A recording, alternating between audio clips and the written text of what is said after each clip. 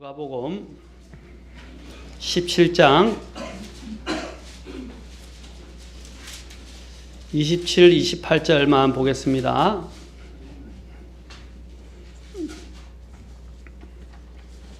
아, 28절, 29절만 보겠습니다. 자, 같이 읽도록 하겠습니다. 시작. 마찬가지로 롯의 날들에도 그와 같았으니 그들이 먹고 마시고 사고 팔고 심고 건축하였으되 롯이 소돔에서 나간 바로 그날에 하늘로부터 불과 유황이 비오듯 내려 그들을 다 멸하였느니라. 기도하겠습니다. 하나님 아버지, 오늘 이 말씀을 통해서 또 저희들에게 이 세상을 관조하고 또 통찰하고 또 하나님의 능력으로 이 유혹과 죄된 세상을 이기며 그리스도인답게 또 소망을 가지고 살아갈 수 있도록 도와주시옵소서. 왜 소돔이 그리고 고모라가 멸망했는지 그 이유를 발견하고 또 우리 자신 스스로도 그러한 위험에 빠지지 않도록 우리를 인도해 주시고 깨닫게 해 주시고 또 우리의 길들을 선히 인도해 주시옵소서. 주님 앞에 이 시간을 온전히 의탁합니다. 성령께서 우리의 마음을 감동하시고 또 깨닫게 하시고 또 하나님이 기뻐하시는 대로 나아갈 수 있도록 도와주옵소서. 저의 연약함을 감추시고 주님의 영광만이 나타나기를 원하며 예수님의 귀한 존함을 받들어 기도하옵나이다. 아멘. 앉으시겠습니다. 저는 지난 시간에 이어서 소돔과 고모라는 왜 멸망을 당했는가에 대해서 말씀드렸습니다. 소돔과 고모라는 신화적인 장소가 아니라 실제로 있었던 또 고고학적으로도 사실이었다고 여러분들에게 말씀드렸고, 지금은 고고학은 더 많이 전에보다도 발전이 되어서 이러한 유물들이나 또한 이러한 흔적들을 실제로 찾아내서 지금 우리에게 잘 제시해주고 있습니다. 물론 관심이 없는 사람들은 뭐 발견이 되든 안 받든 상관없이 성경을 부정할 것이지만, 그러나 관심이 있는 사람들이라면 이 성경이 말하는 것이 정말 진리이고 사실이구나 하는 것들을 알게 될 것입니다. 그런데 소돔과 이 고모라가 우리가 존재했다는 것을 알 뿐 아니라 소돔과 고모라가 어떤 연유였는지 멸망을 했다는 것입니다. 그런데 성경은 소돔과 고모라가 왜 멸망했는지를 분명하게 우리에게 이야기해 주는데, 가장 대표적인 것들이 제가 전에도 말씀드렸지만 에스겔서와 창세기를 보면 특별히 잘 나타나 있고 오늘 본문에서도 잘 나타나 있습니다. 대표적으로 여러분 에스겔서 다시 돌아가서 에스겔서를 가지고 같이 보도록 하겠습니다. 에스겔서 우리 에스겔서 16장 49절부터 50절까지 같이 보겠습니다. 16장 49절부터 50절까지. 오늘은 소돔과 고모라가 멸망하게 된 두 번째 이유에 대해서 보도록 하겠습니다. 자, 첫 번째 소돔과 고모라가 멸망당한 이유가 무엇이었습니까? 에스겔서 16장 49절부터 50절에 그 이유들의 몇 가지를 잘 보여주고 있는데, 자, 같이 읽도록 하겠습니다. 시작. 보라, 내 자매 소돔의 불법은 이것이니 곧 그녀와 그녀의 딸들 안에 있는 교만과 빵의 풍족함과 게으름이 많은 것이라. 그녀가 가난한 자와 궁핍한 자의 손을 강하게 하지 아니하였고 또 그들이 거만하여 내 앞에서 가증한 짓을 행하였느니라. 그러므로 내가 선하게 여긴 대로 그들을 제거하였느니라. 자, 여기서 오늘 특별히 첫 번째 이유가 이게 교만이었다고 제가 말씀을 드렸습니다. 성경은 분명히 자문에서 말씀하시기를 교만은 멸망에 앞서 있다라고 말하고 있고, 또 잠언 28장과 9장에서도 교만에 대해서 다루고 있는데 그 중에서 또 교만은 항상 다툼을 일으킨다라고 되어 있어요. 그래서 이 교만은 항상 문제거리를 제공하는 대표적인 것이고, 오늘 소돔과 고모라가 멸망당한 것도 교만한 때문이었다. 그래서 지난 시간에 교만에 대해서 자세하게 우리가 살펴보았습니다. 자, 교만에 대해서 제가 말씀드린 여러분 몇 가지를 기억하십니까? 사악한 자들은 교만으로 가득 차고, 그 다음에 또 더 나아가서 이 교만은 사람으로 하여금 자신을 속이게 만든다고 말씀드렸습니다. 그리고 교만은 마음을 강팍하게, 완악하게 만들고 경직되게 만든다고 했습니다. 이 교만은 다른 사람이 눈에 안 보여요. 다시 말하면, 쉽게 이야기하면 다른 사람이 눈에 보이지 않습니다. 그리고 다른 사람들을 멸시하고 업신여기고 자기에게만 집중을 하고 자기의 영광만을 생각하고 자기가 가장 대단하다고 생각합니다. 또 교만은 생애 자랑을 가져온다고 말씀드렸습니다. 또 마지막으로 교만함은 하나님을 두려워함이 없다고 말씀드렸습니다. 오늘은 그들이 이러한 교만이 원인이 되어서 패망했지만, 오늘은 또한 두 번째 중요한 이유를 여기서 말씀해 주고 있는데, 그것은 바로 음식의 풍부함과 게으름 때문에 그들이 멸망했다는 것입니다. 왜 음식의 풍부함이 그들을 멸망으로 이끌었을까? 오늘 그 부분을 같이 한번 살펴보도록 합시다. 소돔과 고모라가 있었던 곳은 아주 비옥한 곳이었습니다. 그리고 먹을 것이 굉장히 풍부했습니다. 도처에 갖가지 음식들이 절비해 있었고, 또 과일들이 열렸기 때문에 언제든지 먹고 마시고 즐길 수가 있었습니다. 다시 말해서 노동을 할 필요가 없을 정도로 음식이 풍부했습니다. 창세기 13장 10절에 보면 여러분 아브라함과 롯이 갈라지게 되는 이유를 거기서 보게 되는데, 그 배경을 롯이 이제 아브라함이 롯에게 어떻게 했습니까? 너가 거할 땅을 보고 네가 택하라 하고 우선권을 주었어요. 그런데 아브라함은 하나님을 신뢰함으로 믿음에 따라 결정을 했습니다. 그는 눈에 보이는 것에서 좌우되지 않았어요. 그러나 롯은 육신적이었기 때문에 그는 어떻게 했습니까? 믿음에 따라 하나님의 길들을 택하는 것이 아니라 자신의 눈에 보이는 것에 따라서 자신의 길을 선택했다는 것입니다. 그래서 그가 처음에 이렇게 보면 13장 10절에서 말하기를 롯이 눈을 들어라고 보시오. 보는 눈을 통해서 우리가 이 눈은 굉장히 중요한 것입니다. 무엇을 보는가가 그 사람의 앞으로의 미래와 그 사람이 가는 방향을 결정짓게 됩니다. 네. 여러분이 무엇을 보는가 하는 것은 중요한 것이에요.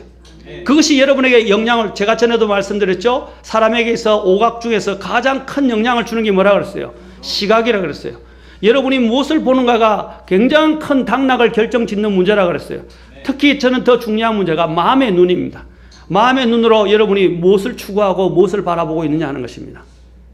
자, 롯의 문제는 눈에서부터 시작되었어요. 보는 것에 있어.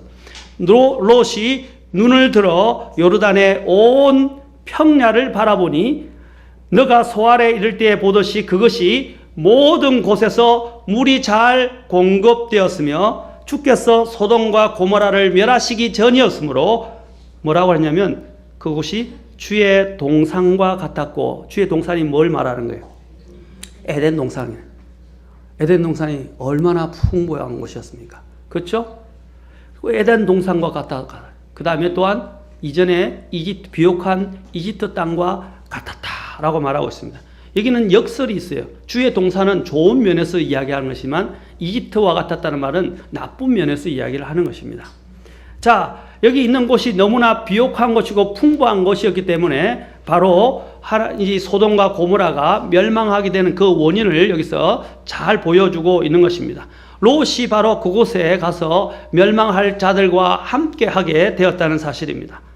여기서 보면 소알을 들어서 소알을 보았다고 그러는데, 소알은 롯의 거주지로 선택하기에 앞서서 바라보았던 아까 소돔과 고모라와 그 다음에 소알의 그 지역에 일대에 5 주요 도시가 있었어요. 그 중에 하나였고 소돔과 고모라의 이웃 도시라고 생각하시면 됩니다. 나중에 이 소알 땅이 바로 소돔과 고모라 가까이 있는 곳이었어요.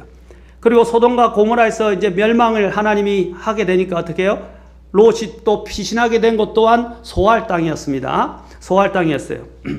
아브라함이 조카 롯에게 너가 마음에 드는 땅을 택하라고 했을 때 그는 소돔과 고모라 지역 일대의 대평야를 바라보고 그곳을 택했는데, 그곳은 아까도 여기서 나왔지만 물이 넉넉하고 각종 농산물들이 넘쳐났습니다. 그것을 아까도 이야기했지만 주의 동산과 같았고 이집트 땅과 같았다고 했습니다. 소돔과 고모라는 이런 음식의 풍부함으로 인해서 과식과 과음과 음식을 낭비하는 일들이 일상생활이 되어 있었습니다. 낭비와 관련해서는 사실 이 낭비, 음식이 많으면 낭비하게 돼 있어요. 지금 미국에서 어떤 이제 잠깐 이렇게 다큐멘터리와 관련된 또 미국을 꼬집는 이야기 중에 하나 뭐냐면 아프리카 난민들은 굶어 죽어가고 있고 음식이 없어서 그렇죠? 물도 마실 물도 없고 제대로 된 물도 못 마시고 아파 비틀어져서 다 말라서 죽어가고 있는데 미국은 어떻게 하면 음식이 너무 많이 남아가지고 다 음식을 어떻게 수거해서 또 그냥 내다 버리는 거예요. 우리나라처럼 분리수거 안 돼 있습니다. 큰 이런 통에다가 엄청난 통에 바로 찌개를 뜰 수 있는 큰 통에 그냥 견인해서 갖고 가요. 그 통에다가 그냥 음식을 그냥 마구 버려요. 분리수거 안 해요. 그들은 그대로 갖고 와 땅이 크니까 그냥 저 사막지대에 가가지고 그냥 갖다가 파묻어 버립니다. 심지어 우리나라도 마찬가지지만 이제 아프리카는 유통기관이 어디 있어요? 그런 게 없잖아요. 그런데 미국이나 우리나라 같은 이제 잘 된 데는 선진국 같다고 이야기하는 데는 다 유통기간을 두고 유통기간만 되면 어떻게 다 해소해가지고 가난한 사람을 오히려 갖다 주면 되는데 마지막 날 그렇죠? 그것도 안 주고 그냥 쓰레기통에 버려요. 미국은 버려요. 그냥 쓰레기통에 버리는 일이 다반사입니다. 자, 그와 같이처럼 여기 있는 이 소돔과 고모라도 너무 풍부한 나머지 그냥 음식이 낭비되고 버려지는 일들이 너무 비일비재했던 바로 곳이었습니다. 이 낭비와 관련해서는요, 우리 주 예수님께서도 오병이어의 기적을 통해서도 말씀하셨어요. 오병이어의 기적이 뭐죠? 예수님께서 빵 5덩어리와 물고기 2마리를 어떻게 했어요? 5,000명, 남자만 5,000명을 먹이고도 12강들이 가득히 남았다 그랬죠. 그런데 주님이 그때 뭐라고 마지막 말씀하신지 아십니까? 6장 12절 요한복음 6장 12절에 보면 그들이 배부른 뒤에 그분께서 자기 제자들에게 이르시되 남아있는 조각들을 거두어 잃어버리는 것이 없게 하라 라고 말씀하셨어요. 이 말은 바로 하나님께서 주님께서도 낭비하는 것을 싫어하십니다. 그리고 그냥 허비하고 그것을 남아 풍부해서 그것에 대한 소중함을 모르는 것에 대해서 주님은 경고하고 계신 것입니다. 이러한 배부름으로 인해서 하나님께 대한 그들은 감사와 두려움이 없는 것은 물론이거니와 삶에 아무런 비전과 목표가 없었어요. 왜냐하면 모든 게 배부르고 모든 게 풍성하니까 비전이 없어요. 하나님도 모르고 하나님에 대한 두려움도 없었어요. 게다가 교만하고 거만해서 심지어는 이제 배가 부르니까 저쪽에 가난한 사람들이나 이 나그네와 같은 또 어려운 사람들, 가난한 자와 궁핍한 자를 살피지도 않았다고 오히려 학대했다고 에스겔서 16장 49절에서 아까 이야기를 하고 있어요. 그들이 어떻게 했다고 49절에서 그녀가 가난한 자와 궁핍한 자의 손을 강하게 하지 아니하였고 라고 말했습니다. 그리고 빈둥거리면서 수많은 다른 흥미거리와 쾌락을 추구함으로 인해서 하나님 앞에서 결국에는 가증한 짓을 행했다고 말하고 있습니다. 이 배부르고 빈둥거린 사람의 특징이 뭔지 아세요? 재미거리, 흥미거리를 자꾸 만들어내고 창안하고 또 그것을 추구하게 됩니다. 여러분들이 수동적인 상태에서 성경에서 가장 이 영적으로 위험한 상태가 뭐냐면요. 수동적인 상태예요. 수동적이지를 하나님을 원하지 않습니다. 수동적이 되면 어떻게 해요? 그냥 멍이 빈둥거리면서 아무나 안 하고 있으면 어떤 일이 벌어져요? 자꾸 잡생각들이 들어오게 돼요. 그리고 부정적이고 나쁜 생각들이 들어오게 되어 있습니다. 여러분 다윗이 어떻게 해서 범죄하게 되었죠? 다른 사람들은 다 전쟁터에 나갔는데 자기는 어떻게 해요? 한가하게 쉬다가 어떻게 해요? 지붕에 올라와서 딱 난간에서 보니까 어떻게 해요? 여자의 옷 벗고 목욕하는 것을 보게 됐어요. 그렇죠? 그래서 간음하게 되고 살인하게 됐어요. 그가 다른 사람들은 다 전쟁터에서 바쁘고 있는데 한가하고 자기의 생활 속에서 안주하면서 편안하게 즐기는 이런 게으른 생활 때문에 결국에는 죄가 들어오기 시작했다는 것입니다. 마찬가지 오늘 이 소돔과 고모라의 이러한 나중에 동성연애 다음 시간에 알아볼 것인데 동성연애와 이런 성적인 타락이 어떻게 들어오게 됐습니까? 저는 바로 여기 있는 배부름에서부터 시작됐다고 믿습니다. 그들이 배가 부르고 할 일이 없으니까 빈둥거리게 되고 비전과 목표가 없으니까 자꾸 나쁜 생각들 그 다음에 쾌락을 추구하게 되었어요. 그러니까 더 저질스럽고 더 하나님이 기뻐하시는 부정적인 이런 더러운 생각들 가운데로 빠져들어가게 되었던 것입니다. 소돔과 고모라가 물론 성적인 타락과 가정함으로 인해 죄악이 관영되어 멸망한 것도 사실이지만 그러한 배경에는 음식이 풍부하고 배가 불렀기 때문입니다. 넉넉하다 못하여 에덴 동산 같을 정도로 살기 좋은 도시였고 음식이 넘쳐났습니다. 한국 교회의 문제가 무엇입니까? 이전에 한국 교회가 우리가 70년대, 80년대까지만 해도 초기까지만 해도 굉장히 어려웠어요. 70년대에. 그럴 때는 어떻게 했어요? 교회가 왜 부흥했습니까? 마음으로부터 진심으로 하나님을 찾았거든요. 그런데 어떻게 됐습니까? 이제 경제적으로 우리가 한강의 기적이라고 하면서 나라 경제적으로 이제 11일에서 13일을 왔다 갔다 하는데 이제 경제 대국에 들어서기 시작하니까 이제 배부르기 시작한 거예요. 이전에 제가 자랄 때는 쌀한톨도 이렇게 옆에 묻어 있지 않게 다 먹게 하셨어요, 어머니가. 그렇죠. 이전에는 우리는 쌀밥을 먹을 수가 없었어요. 보리밥만 먹었어요. 학교에서 도시락도 보리밥 검사를 했어요. 쌀 어느 정도 들어간지 비율을 보고 만약에 쌀이 더 많이 들어가면 엄마 대신 내가 맞아야 됐어요. 엄마가 싸줬지만 그렇죠. 그 정도로 옛날에는 이 음식에 대해서 소중하게 여겼었는데 오늘날은 배가 부르니까 밥도 안 먹고 딴 것만 찾고 그렇죠. 편식하고 오늘 이런 모습들이 어디서 나온 것입니까? 또 아이들 밥 먹는 버릇을 보세요. 쌀이 온전히 더덕더덕 붙어가지고 아까운 줄을 몰라요. 그리고 남기고 버리는 것들이 아무렇지 않게 되었습니다. 지금은 어떻게 해요? 옛날에는 어떻게 해서는 다 먹어야 했는데 지금은 어떻게 해요? 배가 오히려 탈이 날 수 있으니까 그냥 못 먹으면 버리라 이렇게 이야기하죠. 그죠? 사실 배부른 소리예요.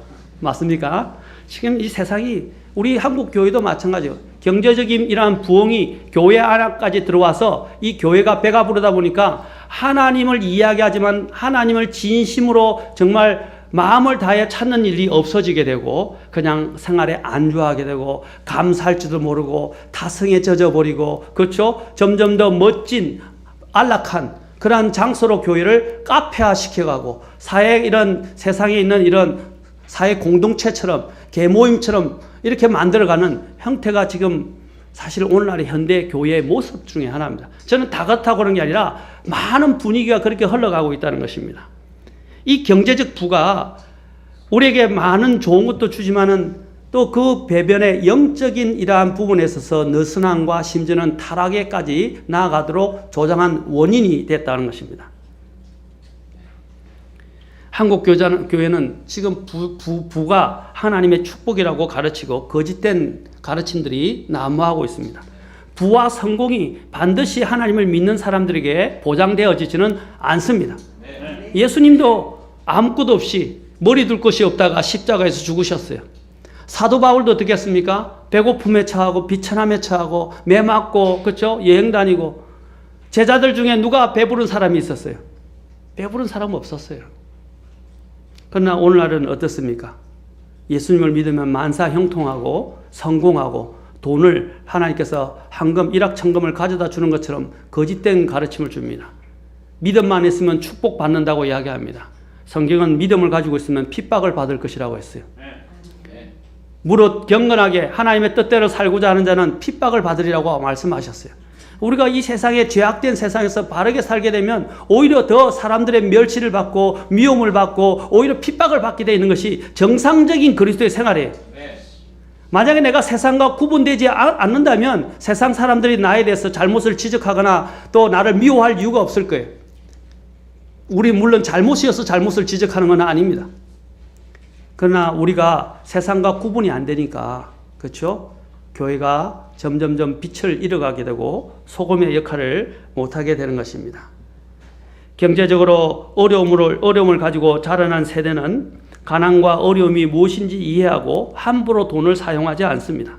그러나 모든 것이 풍부하고 궁핍함을 모르고 자라난 오늘날 신세대들 보면 이 어린 세대들은 자신이 요구하는 대로 제공받을 수 있다고 믿게 되었고 또 떠받쳐지게 되었고 그래서 그들은 아무런 삶의 목표나 비전을 찾기가 어려워지고 있습니다. 그러다 보니까 오락과 쾌락과 일시적인 흥분거리들만 찾아 즐기게 되는 현상이 일어나게 된 것입니다. 오늘 이런 부족함 없는 이런 풍부함이 이기적이고 이러한 삐뚤어진 세대 속에서 나타나고 있는데 이것이 바로 소돔과 고모라는 그보다 더했다는 것입니다. 오늘날도 주님이 오늘날 마지막 때가 어떻다고 그랬어요? 바로 노아와 롯의 때와 같다고 말하고 있어요. 오늘 이 때가 그때보다 사실 더할 수도 있어요. 사실 주님의 이 재림의 날이 점점 다가오고 있습니다. 이러한 풍부함에 있는 사람들은 노동의 그 가치를, 그 귀중함을 모릅니다. 그들에게는 특히 여기 있던 이 소돔과 고모라 그들에게는 모든 것이 풍부했기 때문에 일을 하기보다는 게으름을 피우고 방탕하며 쾌락이나 극도의 흥미거리나 흥분을 줄 수 있는 오락거리들을 찾아 이리저리 다닐 수밖에 없었고, 그래서 가장 성적으로 타락한 동성애에 빠지게 되었던 것입니다. 음식의 풍부함과 게으름은 사람의 이 영과 혼과 몸을 모두 파괴시킵니다. 소돔과 고모라의 풍부함과 게으름은 그 전 도시를 멸망당하게 하기에 충분할 정도로 부패하게 되었습니다. 그들의 부패상에 대해서는 이후에 살펴보게 될 것입니다. 여러분, 제가 다음 시간에 동성애에 대해서 이야기를 하게 되면 여러분이 놀랄 일들이 많습니다. 제가 미국에 있었을 때도 동성애에 대해서 논쟁적인 그걸 아규멘트 에세이라고 그러는데, 아규멘터티브 그 논쟁적인 논문을 썼어요. 일종의 논문입니다. 그래서 논문을 써서 제가 낸 적이 있는데 그것을 통해서 동성애들을 많이 연구했어요. 심지어는 그들의 유전적인 문제, 또 그들의 또한 습관적인 문제, 또 그들의 질병과 관련된 문제, 이런 것들을 공부했는데 여러분들이 들으면 지금 들으면 구역질이 나서 들을 수 없을 정도의 문제들이, 심각한 문제들이 그들에게 있어요. 다음 시간에 그걸 제가 더 깊이 있게 나아가지는 않겠지만 그런 주요한 부분에 대해서는 여러분들에게 상기시켜드리고 동성애가 얼마나 무서운 것인지를 여러분들에게 말씀을 드릴 것입니다. 상상하는 것보다 여러분 더 무서운 것이에요. 절대로 여기는 지금 우리 평등 법안이라고 이야기하는 이 다른 소수자들에 대한 차별금지법에 대한 부분들이 통과되도록 만들어서는 안 됩니다. 아멘? 그런 문제에 투표하라고 이야기하면 여러분 적극적으로 참여하셔서 투표하셔서 그것이 통과되지 않게 하셔야 돼요. 왜냐하면 전에도 제가 말씀드린 그 문제는 우리 자녀들의 미래와 관련되어 있고 앞으로 우리의 안정적인 신앙생활과 관련되어 있어요. 동성애자들의 판을 못 치게 해야 돼요. 소돔과 고모라가 망하는 중에 하나가 소돔과 이 동성애 때문이었다는 것이 나중에는 특별히 동성애 때문이었습니다. 그 근본적인 그 배경에는 무엇이 있었습니까? 음식에 풍부함이 있었고 그들의 배부름과 게으름 때문이었습니다. 성경은 우리의 풍부함, 부 자체가 나쁘다고 말하는 것이 아니라 부에 대한 우리의 태도에 대해서 말씀하시는 것입니다. 그래서 디모데전서 6장에서는 돈이 모든 악의 뿌리라고 말하지 않고 뭐라고 그랬어요? 돈을 사랑하는 것이 모든 악의 뿌리라고 그랬어요. 맞습니까? 여러분이 돈을 사랑하게 되면 이 돈은요, 주님이 돈을 이야기할 때 사복음서에서 예수님께서 직접 언급할 때 돈을 뭐라고 그랬어요? 우리가 전에 찾아봤죠. 마태복음 6장에서도 주님이 뭐라고 했어요? 너희가 하나님과 만몬이라고 이야기를 했어요.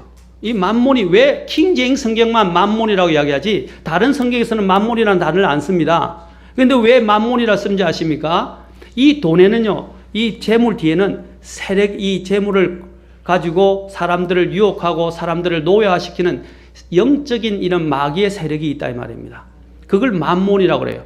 그 재물의 신, 바로 물질의 신을 이 만몬이라고 성경은 일컬고 있습니다. 그래서 만몬이라고 해요. 이 돈을 사랑하게 되면 그 돈 뒤에 도사리고 있는 만몬이 그 사람에게 다가가서 그 사람을 탁 잡아서 어떻게 해요? 포로화시킨다 이 말입니다. 노예화시키고 그 사람을 점유해야 돼요. 그러니까 돈을 사랑하지 말라. 부를 갖는 게 문제가 아니에요. 사랑하는 문제는 또 다른, 그것에 집착하고 그것에 빠져 있고 그것을 가지고 이제 자신의 주인으로 삼는 것을 말하는 것입니다. 그래서 돈을 사랑함이 모든 악의 뿌리다라고 그랬어요. 오늘날 이 현대 문명의 가장 큰 문제가 뭡니까? 돈 아닙니까? 목숨보다 더 중요하게 여기는 게 돈이에요. 자신의 양심보다 더 중요한 게 돈이에요. 이 돈 때문에 가족 관계가 끊어지고 부자 관계가 끊어지고 또 심지어는 자신의 혈육을 형제를 부모를 죽이는 일들이 얼마나 많습니까? 얼마 전에도 한 젊은 사람이 자기 부모님 아버지가 용돈 달랬는데 용돈 안 주고 막 꾸짖었다고 살해했지 않습니까? 얼마 전에 신문에 나왔어요. 또 그런 일들이 왜 지상에 신문 지면에 이렇게 많이 계속 대두되고 나타나는 것입니까? 돈 때문에 사람들이 피폐하고 부패했기 때문입니다. 이 돈이 얼마나 무서운지 몰라요. 여러분들이 돈의 경제학을 공부해보면 돈은요, 전에도 말했지만 돈은 어떤 분이 결론을 내리기를 뭐라고 했냐면 money equal debt 이래서 돈은 뭐라고 그랬어요? 빚이다. 곧 빚이라고 했어요. 여러분이 돈의 흐름이 어디서부터 시작된지를 제대로 알면 이 돈은요, 전부 거짓이고 다 빚이에요. 그래서 하나님이 뭐라고 말했냐면 주님께서 직접 그 돈을 불의의 만몬이라고 말씀하셨어요. 불의의 만몬. 여러분 돈 자체가 나쁜 건 아닌데 그 돈 안에 여러분 흐름을 추적하고 돈을 자꾸 추구하게 되면 결국에는 여러분 그 돈의 재력의 신에 의해서 여러분은 끌려다니면서 결국 패가 망신합니다. 또 아까 디모데전서 6장 10절에서 뭐라고 그랬어요? 많은 사람들이 믿음에서 떠나서 어떻게 해요? 멸망에 이르게 되고 또 슬픔으로 자기를 자신을 찔렀다라고 디모데전서 6장 10절에서 말하면 한번 보시죠. 같이. 제가 뭐 100번 이야기하는 것보다 하나님의 말씀이 뭐라고 이야기하는 것이 더 낫는가를 보는 것이 더 좋습니다. 디모데전서 6장. 자, 특히 디모데전서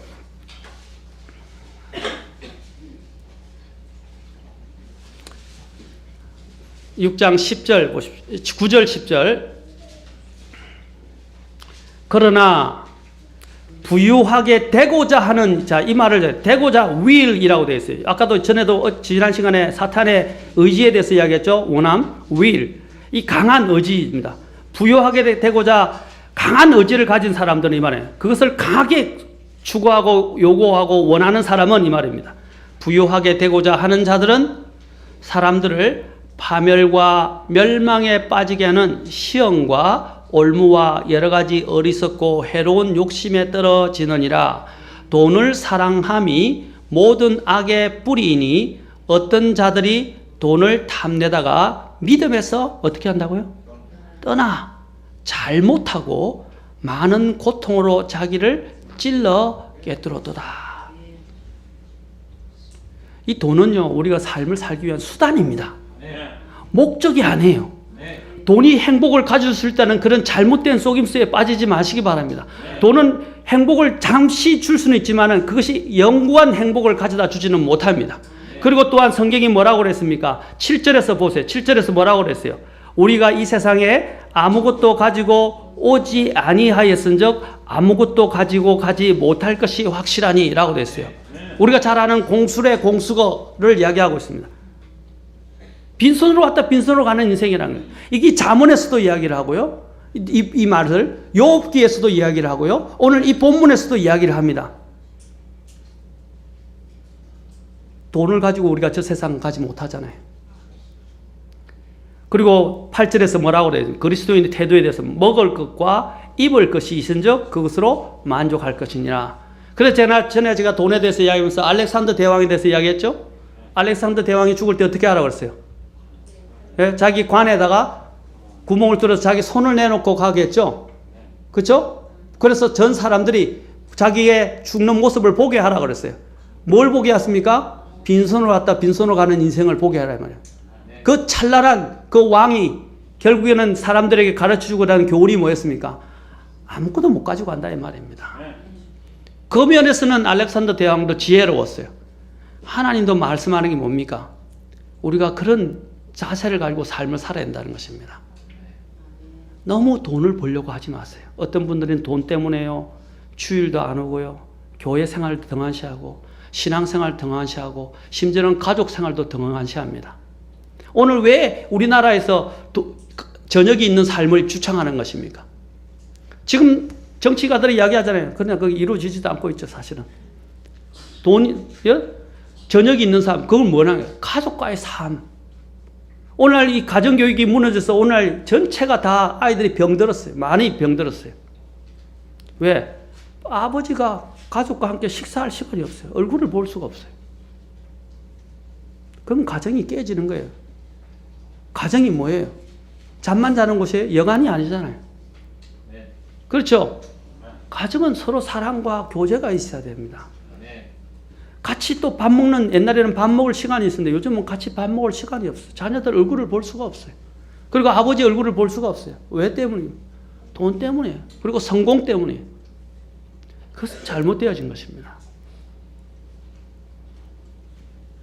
여러분, 이런 물질의 노예는 영적인 것과 우리의 가정과 우리의 삶을 사실 피폐케 하고 망치는 주요 원인이 됩니다. 차라리 돈을 조금 덜 벌더라도 가족과 함께 시간을 보낼 수 있는 그런 시간의 여유를 가지는 것이, 그 직업을 택하는 것이 더 나을 수도 있습니다. 특히 아버지는 굉장히 중요해요. 가정에서, 다음에 제가 하겠지만 아버지만큼 중요한 게 없어요. 동성애자들 공부해 보면 그 동성애자들의 가장 큰 원인 중에 하나가 배부름도 있지만은 아버지 상이 문제가 있어요. 아버지의 관계가 문제가 있다는 것이 통계적으로 나타났어요. 심리학자들은, 이것을 공부하는 심리학자들이, 가정의 문제를 연구하는 사람들은 다 압니다. 아버지가 얼마나 중요한지요. 여러분, 가족보다 더 중요한 건 없어요. 그리고 나의 영적인 것보다 더 중요한 게 없어요. 돈 때문에 자신의 영적인 것과 심지어는 가정을 잃어버리지 않는 사람들이 되고 자녀들을 잃어버리지 않는 사람들이 되어야 될 것입니다. 물질의 노예가 된 세상은 어떻게 되집니까? 포악해지고 타락할 수밖에 없습니다. 잠언 특히 30장 8, 9절은 이 풍부함과 가난함이 얼마나 인간에게 많은 죄악을 가져오게 되는 원인이 되는지를 잘 보여주고 있고, 그래서 잠언 이 기자는 뭐라고 그랬어요?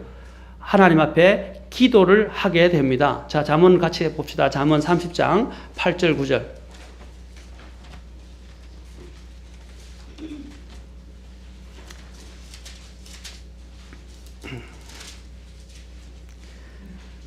자, 7절부터 보겠습니다. 이 잠언 기자가 이제 기도 제목을 나누면서 이 아구리 이야기를 합니다. 자, 아구리. 이제 잠언은 물론 대부분은 솔로몬 왕이 적었지만 이제 이 부분은 아구리 적었습니다. 자, 7절부터 9절까지 같이 읽겠습니다. 시작. 내가 두 가지 일을 주께 요청하였사오니 내가 죽기 전에 그것들을 내게 거절하지 마시옵소서.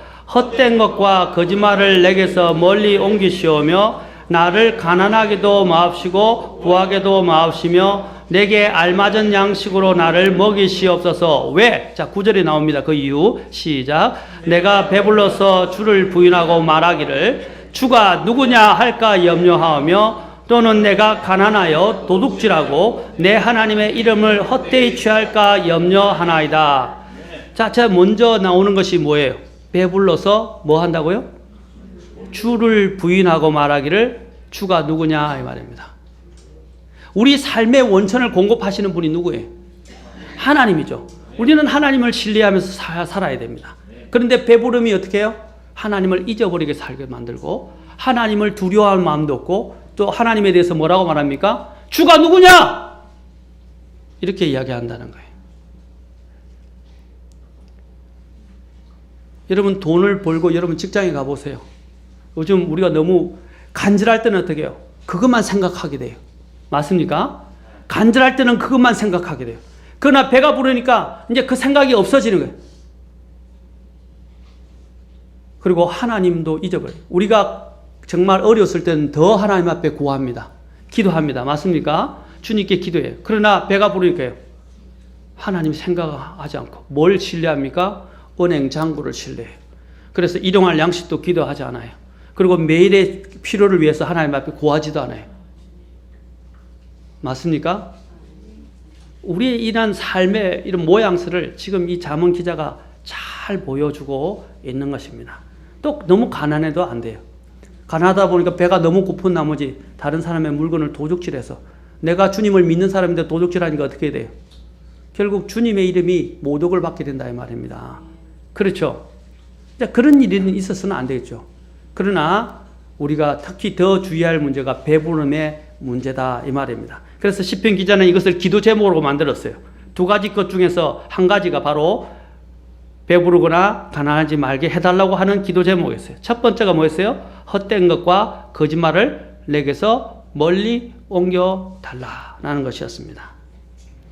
여러분, 화장실 들어갈 때 마음하고 화장실에서 나올 때 마음이 다르다고 말합니다. 위급할 때는, 가난하고 절박할 때는 하나님이나 신을 찾고, 후에 배가 부르면 하나님을 잊어버리고 부인하는 것이 사람의 속성입니다. 인간의 배부름은 자신을 만든 창조주 하나님을 부인하게 만들고 그 사람을 거만하게 만듭니다. 그리고 풍부함이나 배부름이 인간의 이러한 행복을 결정해 주지 못함에도 불구하고 그것을 가지고 그들의 노예가 되어서, 그 물질의 노예가 되어서 결국에는 거만해지고 비대해져서 다른 사람을 멸시하고 핍박하게 하는 일까지 일어나게 된 것입니다. 풍부함은 인간으로 하여금 더 많은 풍부함을 추구하게 만들고 나아가 다른 오락거리나 흥미거리들을 추구하도록 만듭니다. 오늘 아까 우리 누가복음에서 봤지만 뭐가 있었어요? 롯의 날이 어떻게 왔다 그랬어요? 노아의 때도 어떻다고 그랬어요? 먹고 마시고 즐기고 사고 팔고 심고 건축하고 시집가고 장각하고, 오늘의 가장 주종을 이루는 현대 산업을, 대표적인 현대 산업을 이야기했죠. 먹거리 산업 전에 이야기했죠. 지난 시간에도 또 건축 산업, 또 뭐였어요? 또 결혼 산업, 그렇죠? 여기 다 나오죠. 이런 것들이 다 지금의 주종을 이루는 산업들이에요. 자, 이것이 어디서부터 나왔다고 그랬어요? 사람들이 그것 자체가 나쁜 거 아니에요. 먹는 것, 건축하는 것, 시집가고 장가가는 것은 나쁜 거 아니에요. 그렇죠? 그러나 그것들이 주가 되어버렸다 이 말입니다. 그래서 온통 사람의 관심이 거기에만 가 있어요. 누가복음 12장 15절부터 19절을 한번 읽어봅시다. 거기 보면 주님이 부에 대해서 특별히 이러한 배부름에 대해서 뭐라고 말씀하신지를 우리는 더 잘 알 수 있어요. 자, 누가복음 12장 15절부터 19절입니다.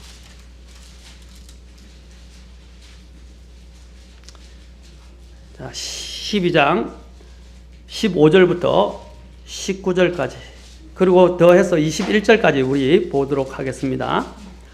자, 제가 대신해서 읽겠습니다. 잘 보십시오. 그들에게 이르시되, 예수님께서 말씀하시는 것입니다. 무리에게 말씀하세요. 탐욕을 주의하고 조심하라. 이 탐욕이 뭐 욕심 아닙니까? 자, 돈을 사랑하는 것도 탐욕입니다. 사람의 생명이 그의 풍부한 소유물에 있지 아니하니라 하시니라.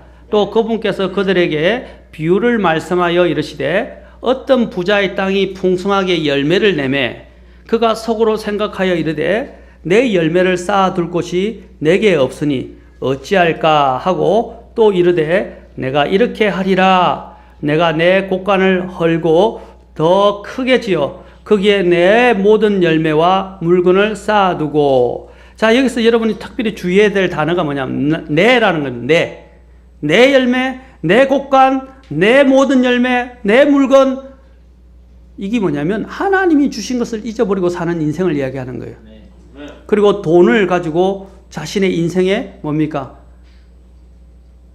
척대로 삼고 살아가는 사람을 말하는 것입니다. 19절 보세요. 또 내 혼에게 말하기를, 혼아, 너가 여러 해 동안 쓸 많은 물건을 쌓아두었으니 이제 뭐라고? 편안히 쉬고 먹고 마시고 즐거워하라. 여러분, 먹고 마시고 즐거워하는 것 자체가 나쁜 건 아니에요. 우리도 나가서 어떻게 해요? 같이 아이들과 함께 레크레이션도 할 수 있고요, 소풍도 갈 수 있고, 또 즐길 거를 즐길 수 있어요. 근데 여러분, 이것이 한 번씩 있는, 그죠?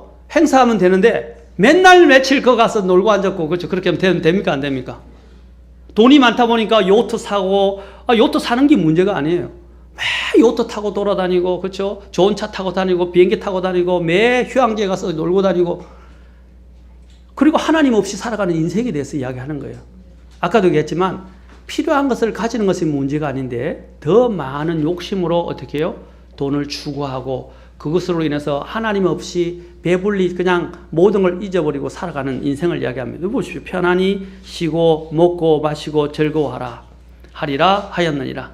20절. 그러나 하나님께서 그에게 이르시되, 너 어리석은 자여, 이 밤에 너에게서 너의 혼을 요구하리니 그러면 너가 예비한 그것들이 누구의 것이 되겠느냐 하셨으니 자 21절 같이 읽겠습니다. 시작. 자기를 위하여 보물을 쌓아두고 하나님께 대하여 부요하지 못한 자는 이와 같으니라. 주님이 이 부자의 비유를 통해서 뭘 말씀하십니까? 자기를 위하여 사는 인생, 짧은 이 한순간 자기만을 위하여 살아가는 인생에 대해서 경고하신 거예요. 그래서 주님이 결론적으로 뭐를 말씀하셨습니까? 하나님께 대하여 부유한 인생을 살라 이 말입니다.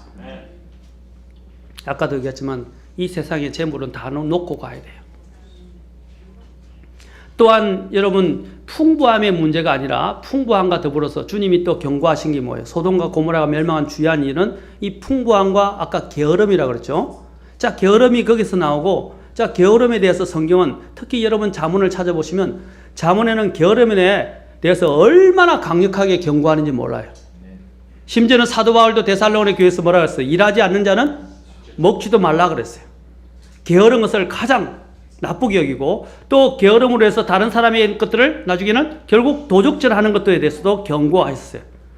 자기가 일하여 먹으라 이 말입니다. 남은 걸 훔치지 말고 또 게을러서 그냥 빈둥거리는 사람이 되지 말라 이 말입니다.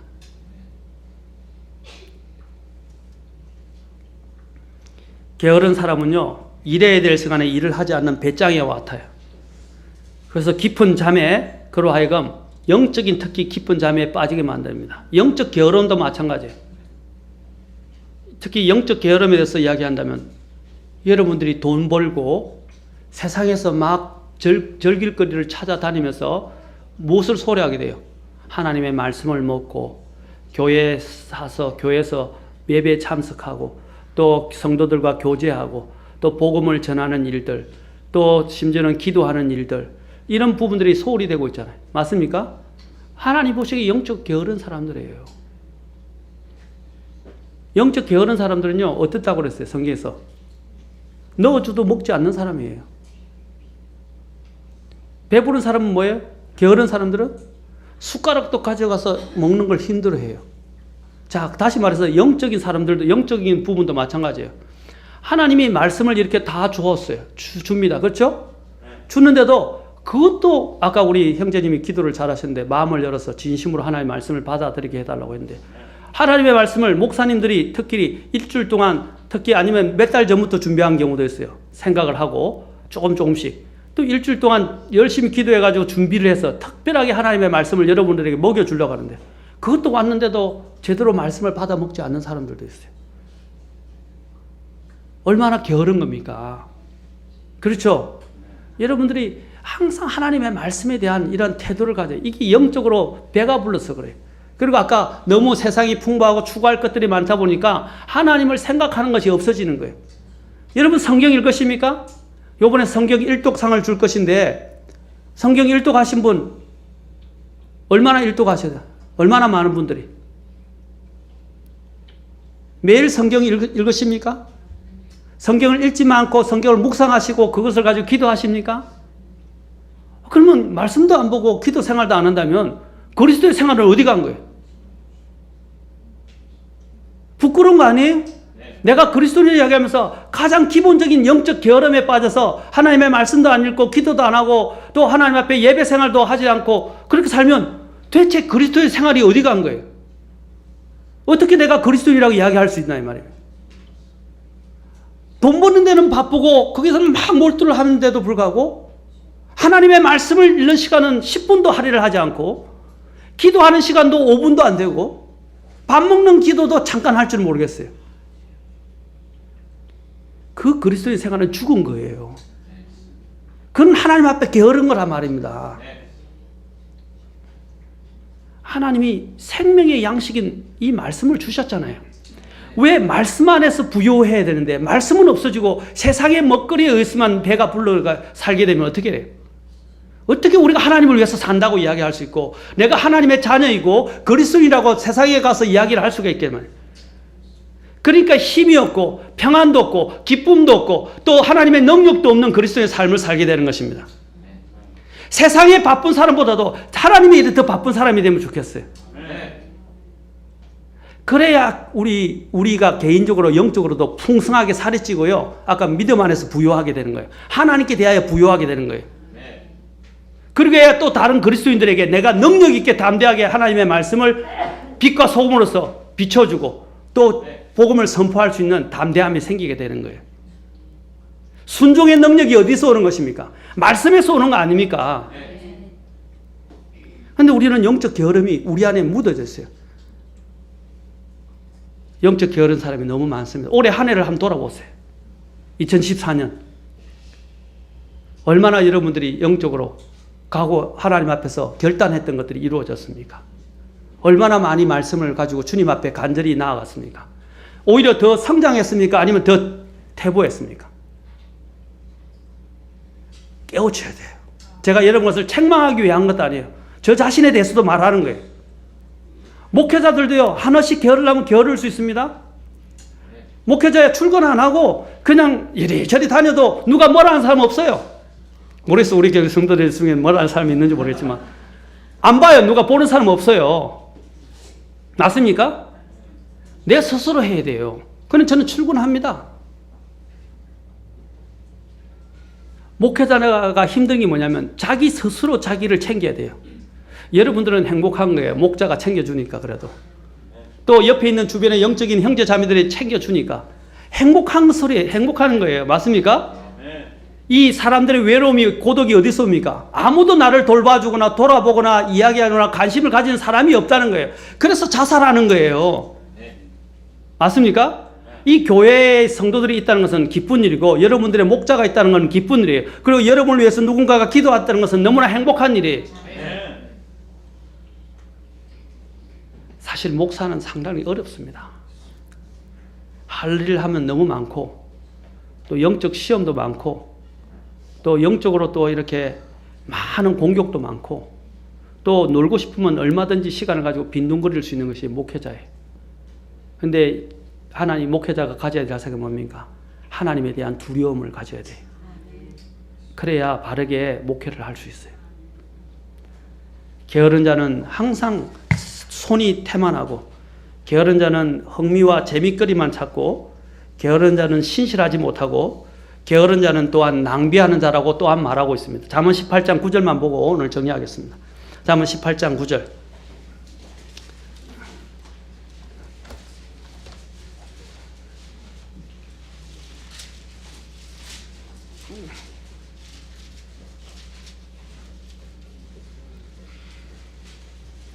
자, 18장 9절에서 자, 잘 보세요.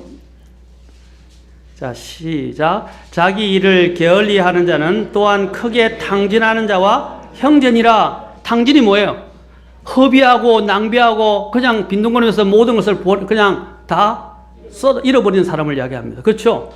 탕진하는 자와 뭐라고요? 형제다 그래요. 형제. 똑같다 이 말입니다. 자, 게으른 자는 탕진한 자와 다를 바 없다. 아까 그랬죠? 소돔과 고모라가 어떻게 했어요? 풍부함으로 인해서 빈둥거리면서 어떻게 해요? 나 다 잃어버리고 낭비했다고 그랬어요. 허비하고 버리고 잃어버렸다 이 말이에요. 오늘 성경이 말하는 경고를 들으십시오. 소돔과 고모라가 멸망하게 된 것은 배부름과 게으름 때문이었던 것처럼 우리가 동일하게 하나님 앞에서 멸망당한 것은 제가 지옥에 간다고 말하는 게 아니에요. 그리스도인들이 더 이상 지옥에 가지 않습니다. 그러나 그리스도인들에게 하나님의 징계나 하나님에 의해서 여러분들이 심판을, 그러니까 멸망의 심판이 아니라 하나님의 징계의 심판을 여러분이 받을 수 있다는 것입니다. 그리고 여러분이 나중에는 어떻게 해요? 결국 주님 앞에 섰을 때 상속을 다 잃게 된다 이 말입니다. 상속. 받아야 할 상과 상속을 잃게 된 부끄러운 모습으로 주님 앞에 서게 된다는 것입니다.